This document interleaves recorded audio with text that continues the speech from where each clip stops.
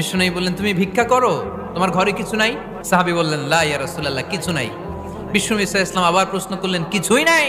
সে বলল, হ্যাঁ আছে, একটা জামা আছে, জামা, আর আছে একটা পানি খাওয়ার জগ। বিশ্বনবী বললেন, দুইটা নিয়ে আস। সাহাবী রাদিয়াল্লাহু তাআলা আনহু জামার জগ নিয়ে এসে বিশ্বনবী সাল্লাল্লাহু আলাইহি ওয়াসাল্লামের হাতে দিলেন। বিশ্বনবী জামার জগটা ধরে বললেন, কে আছো আমার সাহাবীদের মধ্যে এই দুইটা জিনিস কিনতে চাও? এক সাহাবী দাঁড়িয়ে বললেন, ইয়া রাসূলুল্লাহ, এই দুইটা জিনিস আমি 1 দিরহাম দিয়ে কিনে নিতে চাই। এর চেয়ে বেশি দাম দিয়ে কেনার মতো কেউ আছো নাকি?